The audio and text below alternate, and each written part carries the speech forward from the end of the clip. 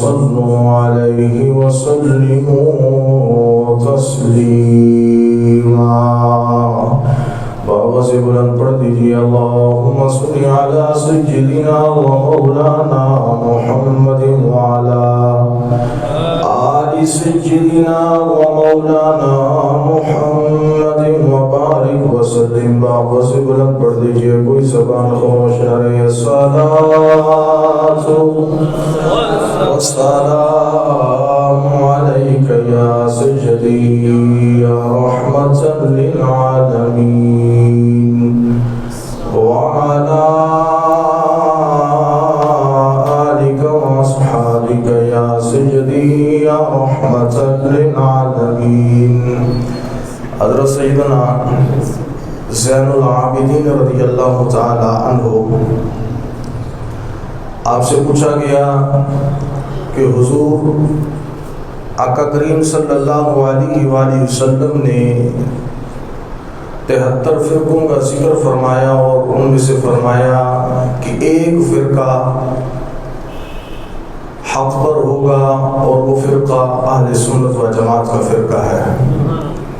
فرمایا حضور اس فرقے کی نشانی کیا ہوگی، اس فرقے کی علامت کیا ہوگی؟ تو حضرت سیدنا امام زین العابدین رضی اللہ تعالی عنہ نے فرمایا اس فرقے کی علامت اور نشانی یہ ہوگی کہ وہ اپنے محبوب پر، اپنے نبی پر کثرت سے درود و سلام پڑھتے ہوں گے۔ تو بابا سے بلند پڑھ دیجیے، جمعہ کا دن ہے اور جمعہ کے دن حدیث پاک کا مفہوم ہے کہ حضور نے فرمایا جو میرا امتی مجھ پر جمعہ کے دن درود و سلام پڑھتا ہے میں اس کا درود سنتا بھی ہوں اور اس کے سلام کا جواب بھی عطا کرتا ہوں۔ تو بابا سے بلند پڑھ دیجیے، گونج آ جانی چاہیے۔ الصلاۃ والسلام علیک یا سیدی یا رحمۃ للعالمین وعلی صحابك يا سيدي يا شفيع المذنبين۔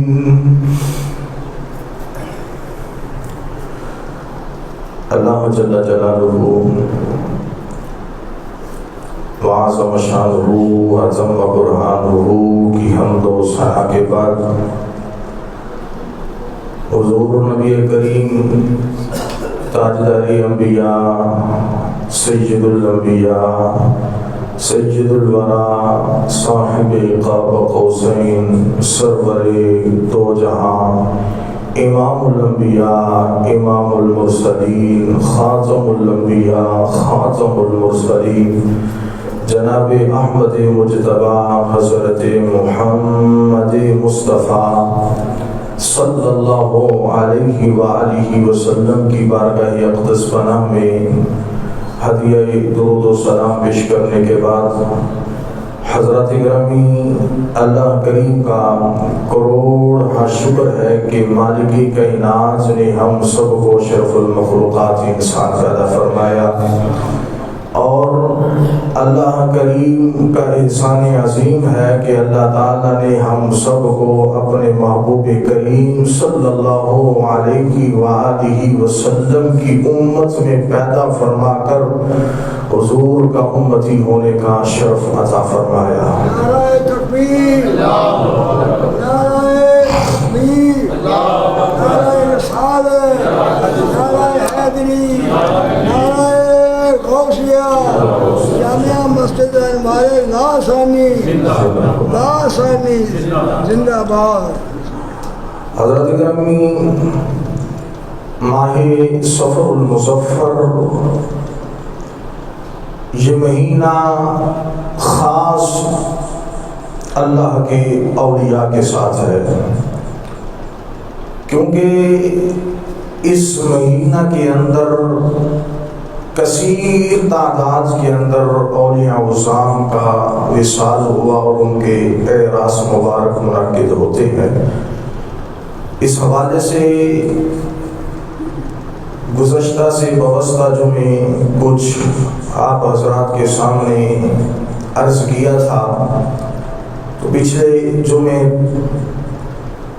قدرت کی طرف سے دن ایسا آ گیا کہ موضوع چینج کر کر ختم نبوت پر گفتگو کرنی پڑی، تو انشاءاللہ آج بھی اولیاء اللہ کے حوالے سے گفتگو کروں گا، کیونکہ اس مہینے کے اندر حضرت داتا علی اجمیری، حضرت پیر شیخ احمد سرہندی رحمۃ اللہ علیہ، اس کے علاوہ پیر میر علی شاہ صاحب اور دیگر کئی اولیاء کرام کے اعراض مبارک منعقد ہوتے ہیں۔ اللہ تعالیٰ سے دعا ہے اللہ تعالیٰ مجھے حق گوئی کی توفیق عطا فرمائے اور ان اولیاء ان صوفیاء کے نقش قدم پر چلنے کی توفیق عطا فرمائے۔ یہ ماسٹر بھی انشاءاللہ اللہ نے فضل و کرم نہ درپیش آتی ہے، بے شک انشاءاللہ۔ خطبہ کے اندر سورہ تین کی ابتدائی آیات تلاوت کرنے کا شرف حاصل کیا۔ یہ سورہ مبارکہ مکی صورت ہے اور نزول کے اعتبار سے یہ 25ویں نمبر پر یہ سورہ کریمہ نازل ہوگی۔ اس کے آغاز میں اللہ رب العزت نے 4 قسمیں اٹھائی ہیں اور اس کے بعد اللہ تعالیٰ نے انسان کی عظمت کو بیان فرمایا ہے۔ انسان اپنی قدر کرے یا نہ کرے، لیکن جس نے انسان کو بنایا ہے وہ جب انسان کا ذکر کرتا ہے تو قسمیں اٹھا کر انسان کی شان کو بیان فرماتا ہے۔ انسان ہم خود اپنی قدر کرے یا نہ کرے، اپنی قیمت پہچانے یا نہ پہچانے، خالق کائنات انسان کا ذکر قسمیں اٹھا کے کر رہا ہے۔ اور پھر کتنے اہتمام کے ساتھ اللہ تعالیٰ نے انسان کی عظمت، انسان کی شوکت، انسان کی شان کو بیان فرمایا ہے کہ پہلے 4 قسمیں اٹھائی ہیں اور اس کے بعد کہا ہے کہ ہم نے انسان کو سب سے خوبصورت بنایا ہے۔ فرمایا بتین اور قسم ہے انجیر کی، والزیتون اور زیتون کی قسم ہے، وطور سینین اور طور سینہ کی قسم ہے، وہذا البلد الامین اور اس امن والے شہر مکہ کی قسم ہے۔ کتنی قسمیں اٹھائی؟ 4 قسمیں اٹھائی۔ تو جو اللہ تعالیٰ نے آسمان سے کتابیں نازل فرمائی ان کی تعداد کتنی ہے؟ 4۔ تو اس سورہ مبارکہ کی تفسیر کرتے ہوئے مفسرین نے لکھا ہے کہ یہ 4 قسمیں دراصل ان 4 علاقوں کی قسمیں ہیں جہاں اللہ تعالیٰ نے 4 آسمانی کتابیں نازل فرمائی ہیں۔ کہ وہ 3 قسم ہے علاقہ عیسیٰ کی جہاں انجیل پائے جاتے ہیں، جہاں انجیل کو نازل فرمایا، والزیتون اور قسم ہے علاقہ داؤد کی جہاں زبور کو نازل فرمایا، اور وطور سینین اور قسم ہے طور سینہ کی جہاں موسیٰ علیہ السلام تشریف لائے اور ان پر تورات اتاری گئی، وہذا البلد الامین اور اس امن والے شہر مکہ کی قسم جہاں رب نے قرآن کو نازل فرمایا ہے۔ تو یہ 4 قسمیں دراصل ان 4 علاقوں کی قسمیں ہیں جہاں اللہ تعالیٰ نے 4 آسمانی کتابیں نازل فرمائی۔ اب مفسرین یہاں اعتراض کر کے ایک جواب دیتے ہیں کہ اللہ رب العزت نے ان 4 آسمانی کتابیں جو نازل فرمائی اور ان علاقوں کی قسمیں جو اللہ تعالیٰ نے اٹھائی، یہ کیوں اٹھائی؟ اللہ کوئی اور بھی قسم اٹھا سکتا تھا، اپنی قسم اٹھا سکتا تھا، اپنے محبوب کی قسم اٹھا سکتا تھا، محبوبوں کی قسم اٹھا سکتا تھا، اللہ نے ان 4 علاقوں کی قسم کیوں اٹھائی؟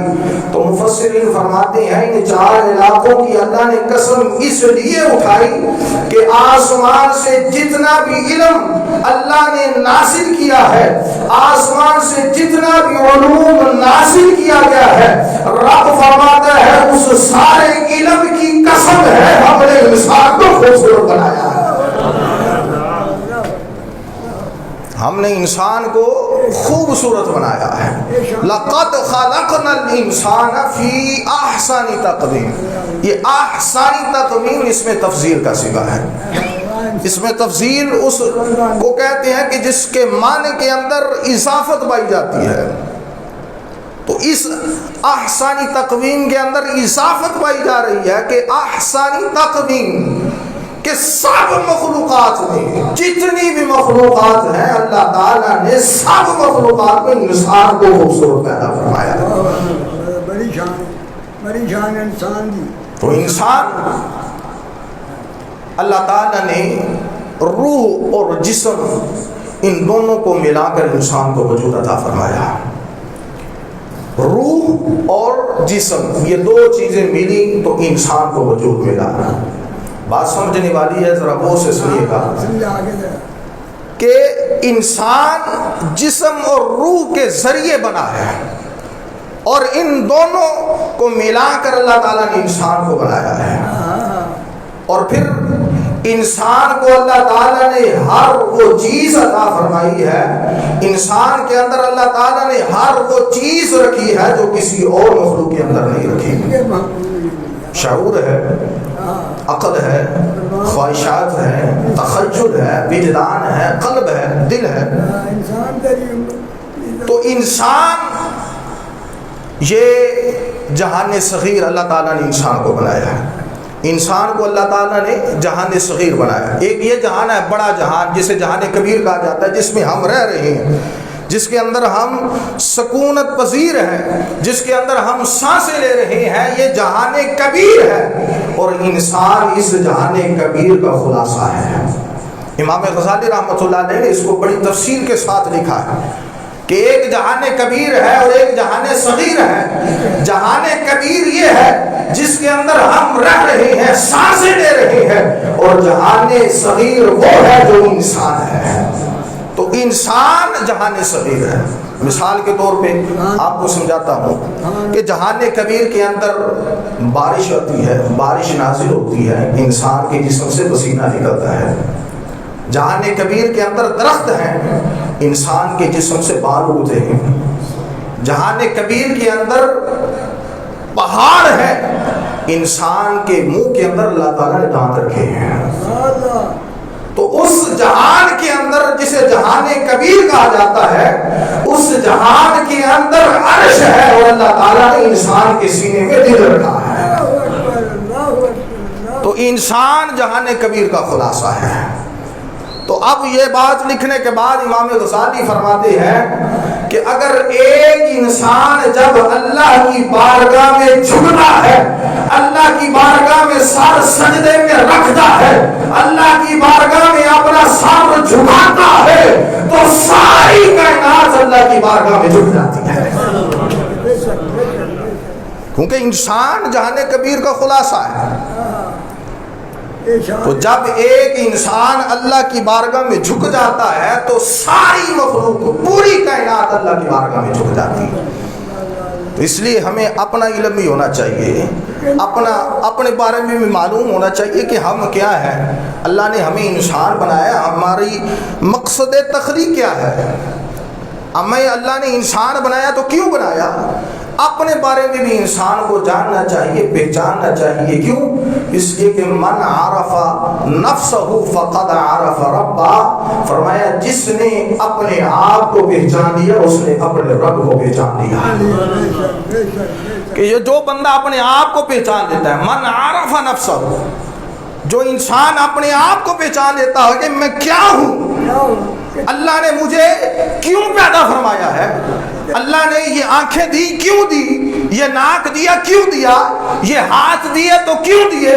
جب انسان اپنے آپ کو پہچاننے کی کوشش کرتا ہے اور انسان پہچان لیتا ہے تو رب فرماتے ہیں فقد عرف ربہ, اس نے اپنے رب کو پہچان لیا. تو انسان کی معرفت, انسان کی پہچان اللہ کی معرفت ہے, اللہ کی پہچان ہے. تو اللہ تعالیٰ نے انسان کی کتنی شان بلند عطا فرمائی.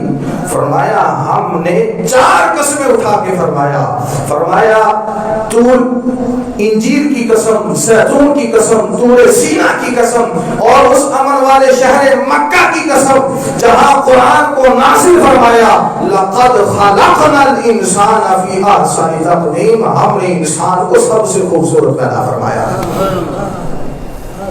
اور پھر ساری مخلوقات کے اندر میں نے پیچھے بھی جس طرح عرض کی تھی کہ سارے انسان برابر نہیں. اللہ نے انسانوں کے اندر درجہ بندی رکھی ہے.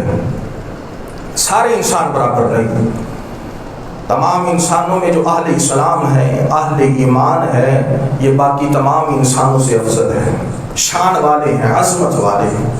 اور پھر تمام اہل اسلام اہل ایمان برابر نہیں، بلکہ تمام اہل اسلام اہل ایمان والوں میں اولیاء وہ ہیں جو سب سے زیادہ شان والے ہیں. اور پھر اولیاء بھی برابر نہیں.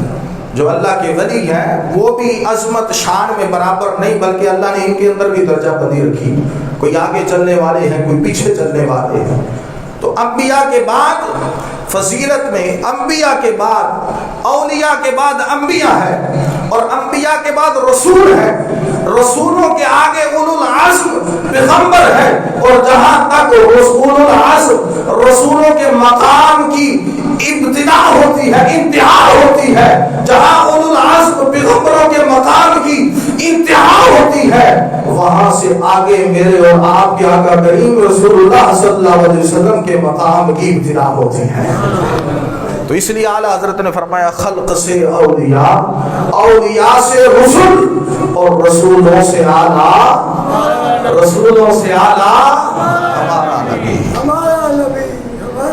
تو جہاں اولو العزم رسولوں کے مقام کی انتہا ہوتی ہے، وہاں ہمارے آقا کریم صلی اللہ علیہ وسلم کے مقام کی ابتدا ہوتی ہے. تو اللہ تعالیٰ نے اپنے بندوں کے اندر بھی درجہ بندی رکھی ہے. ویسے تو ساری مخلوق اللہ تعالیٰ کی مخلوق ہے، اللہ تعالیٰ نے بنایا ہے، لیکن جنہیں اللہ اپنا کہتا ہے کہ یہ میرے بندے ہیں، جنہیں اللہ اپنا کہے کہ یہ میرے بندے ہیں، ان کی شان کا عالم کیا ہوگا. ساری مخلوق اللہ کی ہے، اللہ بنانے والا ہے، پیدا کرنے والا ہے، لیکن جنہیں اللہ اپنا کہے کہ وہ میرے ہیں تو ان کی شان کا عالم کیا ہوگا. وہ کون ہے جن کو اللہ نے اپنا کہا ہے؟ اللہ فرماتا ہے الا ان اولیاء اللہ لا خوف علیہم ولا هم یحزنون، کہ جو اللہ کے ولی ہے، جو اللہ کے ہو جاتے ہیں، جو اللہ کے دوست ہیں، جو اللہ کے یار ہیں، جو اللہ کے در پہ چلے جاتے ہیں، رب فرماتا ہے پھر انہیں نہ کسی چیز کا خوف ہوتا ہے نہ وہ غمگین ہوتے ہیں. تو ساری مخلوقات میں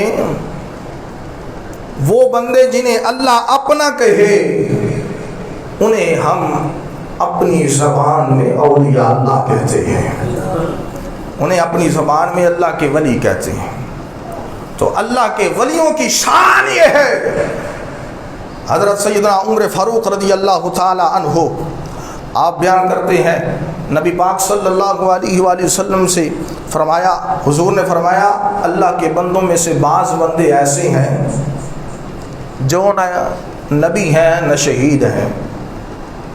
کہ اللہ کے بندوں میں سے بعض بندے ایسے ہیں جو نہ نبی ہیں نہ شہید ہیں، لیکن اللہ کے ہاں ان کا مرتبہ یہ ہے، اللہ کے نزدیک ان کا مقام یہ ہے. فرمایا کہ انبیاء اور شہداء ان کے رتبے کو لے کر تحسین کرتے ہیں کہ نہ وہ انبیاء ہیں نہ شہید ہیں، لیکن اللہ کے ہاں ان کا جب مقام قیامت والے دن انبیاء اور شہداء دیکھیں گے تو وہ تحسین کریں گے، تعریفیں کریں گے کہ واہ کیا مقام اور کیا رتبہ ان کو ملا ہے. صحابہ اکرام نے عرض کی یا رسول اللہ صلی اللہ علیہ وسلم ہمیں بتائیے وہ کون لوگ ہیں جو نہ انبیاء ہیں نہ نبی ہیں نہ شہید ہیں، اللہ ان کو اتنا مقام عطا فرمائے گا یا رسول اللہ ہمیں ان کے بارے میں بتائیے وہ کون ہے؟ حضور علیہ الصلوۃ والسلام نے فرمایا سنیے، فرمایا وہ لوگ محض اللہ کی وجہ سے لوگوں سے محبت کرتے ہوں گے، نہ رشتہ داری کی وجہ سے، نہ مال و دولت کی وجہ سے، فرمایا محض اللہ کی وجہ سے وہ لوگوں سے محبت کریں گے، اللہ کی مخلوق سے محبت کریں گے، اور فرمایا کل قیامت والے دن ان کے چہرے منور ہوں گے، روشن ہوں گے، اللہ تعالیٰ ان کو جو ہے وہ روایات میں آتا ہے کہ اللہ تعالیٰ ان کو نور کے ممبروں پر جلوہ افروز کرے گا، نور کے ممبروں پر بیٹھے ہوں گے، نہ نبی ہوں گے نہ شہید ہوں گے۔ پھر فرمایا اس وقت جب ساری کائنات غم میں مبتلا ہوگی، ساری کائنات خوف میں مبتلا ہوگی، فرمایا انہیں کسی چیز کا خوف نہیں ہوگا، جب سارے غم میں ہوں گے ان اللہ کے دوستوں کو، ان اللہ کے بندوں کو نہ خوف ہوگا۔ پھر میرے نبی نے یہ آیت کریمہ تلاوت فرمائی کہ الا ان اولیاء اللہ لا خوف علیہم ولا هم یحزنون، کہ خبردار بے شک جو اللہ کے ولی ہے نہ انہیں کسی چیز کا خوف ہوگا نہ وہ غم کرے گا۔ تو یہ اللہ کے ولیوں کی شان ہے۔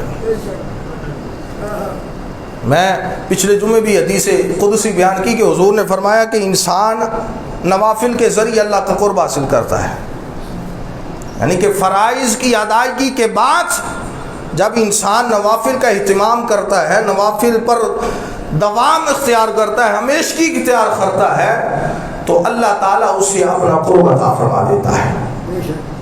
تو اللہ کے ولی ہوتے ہی وہ ہیں جنہیں اللہ اپنا قرب عطا فرما دیتا ہے، جو اس مقام پر فائز ہوتے ہیں جس مقام پر عام لوگوں کی سوچ اور عام لوگوں کی عقل نہیں پہنچ سکتی، اللہ کریم نے ان کو اس مقام پر فائز کیا ہوتا ہے۔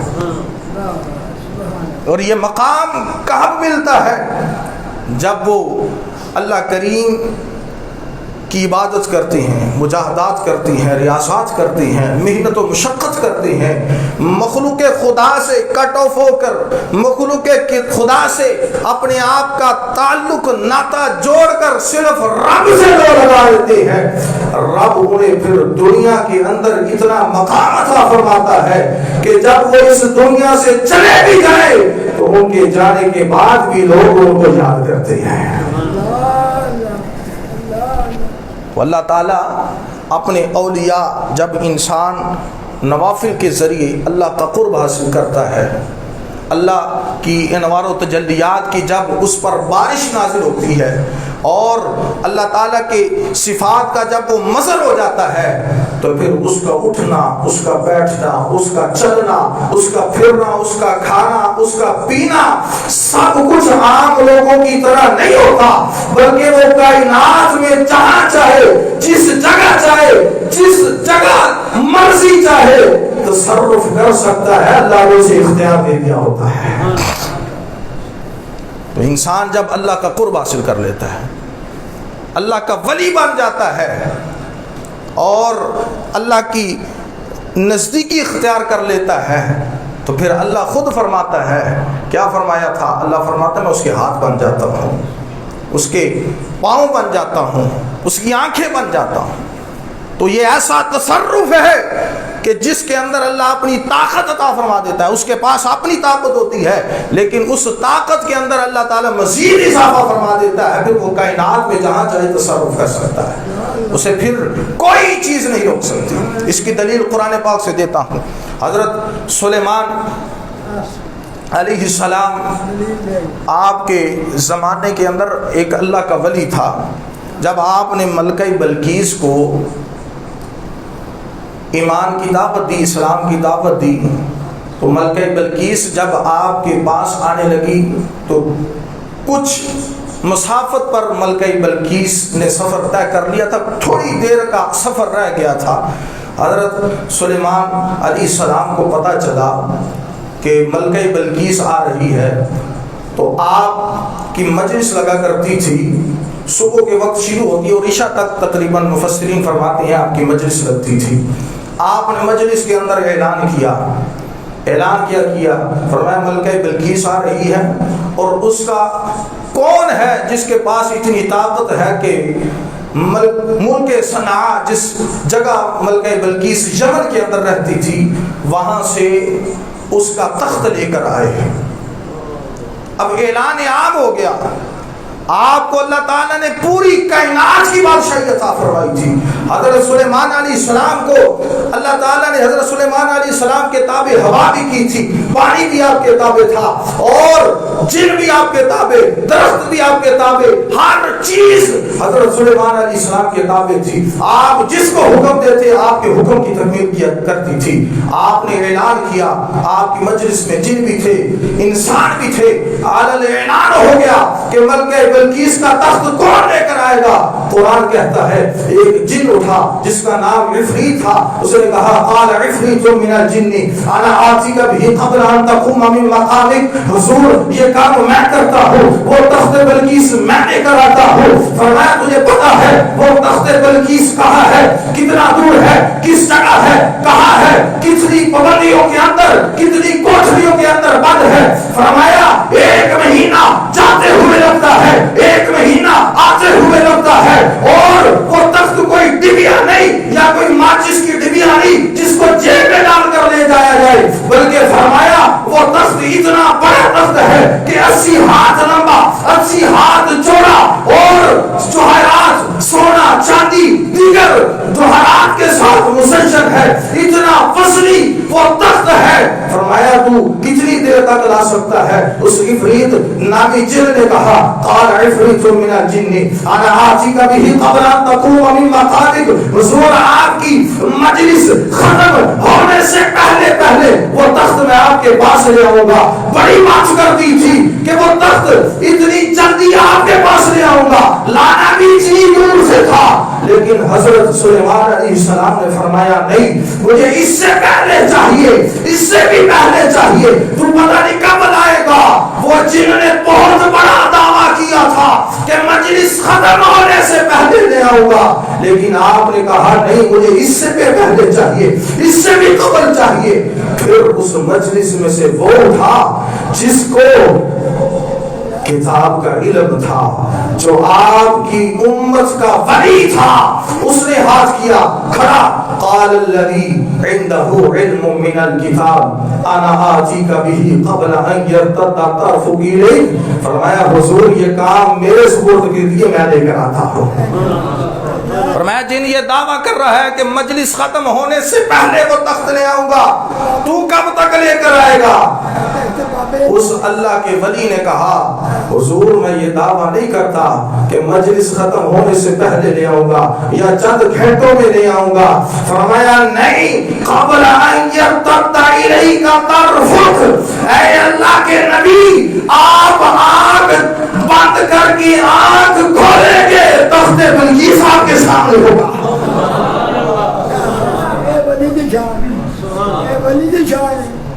جن نے بھی دعویٰ کیا تھا کہ مجلس ختم ہونے سے پہلے آ جائے گا، لیکن جسے اللہ نے کتاب کا علم عطا کیا تھا، جسے تورات کا علم تھا، اس کا دعویٰ دیکھیے قبل ان یرتد الیک طرفک، فرمایا آنکھ بند کر کے جھپکیں گے تخت آپ کے سامنے ہوگا۔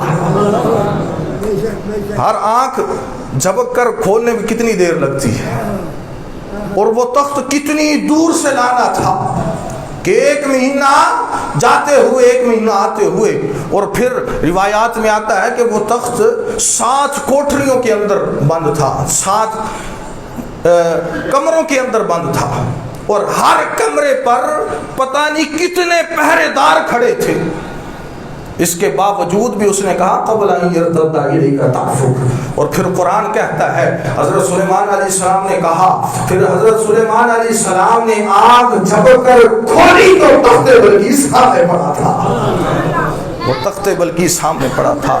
اب مجھے کہنے دیجئے کہ حضرت سلیمان علیہ السلام خود مقتدی بن کر جس امام کے پیچھے کھڑے ہو کر نماز پڑھے، اس مقتدی کے امت کے ولی کی شان یہ ہے کہ آنکھ جھپکنے سے پہلے تخت سامنے نہ دیتا ہے تو اس امام کے ولی کی شان کا کیا عالم ہوگا؟ حضرت سلیمان علیہ السلام مقتدی بن کر حضور کے پیچھے کھڑے ہیں، حضور امامت کروا رہے ہیں، تو مقتدی کی امت کے ولی کا عالم یہ ہے تو جس امام نے امامت کروائی ہو اس امام کی امت کے ولی کا شان کیا وہ ہزاروں درجے حضور علیہ الصلوۃ والسلام کی امت کے اولیاء افضل ہیں۔ اور اولیاء اللہ ان کو یہ مقام کہاں سے ملا، کیسے ملا کہ انہوں نے اپنی زندگی کو ختم کر دیا، اپنی خواہشات کو ختم کر دیا، اپنے نفس کو مار ڈالا اور اس فانی دنیا میں فنا ہو کر اپنا سب کچھ لٹا کر صرف اور صرف اللہ کی رضا حاصل کی، اللہ کی خوشنودی حاصل کی، اللہ کی جو ہے رضا حاصل کی، پھر اللہ تعالیٰ نے ان کو یہ مقام اور مرتبہ عطا فرمایا۔ تو آج اگر ہم بھی اپنے نفس کو، اپنے خواہشات پر قابو پا لیں اور سچے دل کے ساتھ اللہ سے لو لگا لیں تو اللہ ہمیں بھی یہ مقام عطا فرما سکتا ہے۔ تو اولیاء کوئی آسمان سے نازل نہیں ہوئے یا کوئی اسپیشل نہیں تھے، بلکہ وہ ہم میں ہی سے تھے، ہماری طرح تھے، لیکن انہوں نے دنیا میں آ کر دنیا کو سمجھا کہ یہ دنیا کچھ نہیں ہے، یہ دنیا عارضی ہے، یہ فنا ہو جانے والی ہے۔ انہوں نے جب اس چیز کو سمجھ کر پھر تنہائی اختیار کر لی، خلوت اختیار کر لی، مخلوق سے کٹ آف کر لیا، مخلوق سے دوری اختیار کر لی، اور دوری اختیار کر کے الگ تنہا خلوت میں بیٹھ کر اللہ کا ذکر کیا، اللہ کا ذکر کر کے اللہ کو یاد کیا، اور جب اللہ کا ذکر کیا، اللہ سے لو لگا لی، مخلوق سے دوری اختیار کر لی، تو اب اس دنیا سے جانے کے بعد آج مخلوق ان کے پیچھے جا رہی ہے، ان کے پیچھے جا رہی ہے۔ یہ صرف کس لیے تھا کہ انہوں نے اللہ سے لو لگائی، انہوں نے اپنے آپ کو مارا، اپنے اندر کا جو ضمیر تھا اس کو ختم کیا۔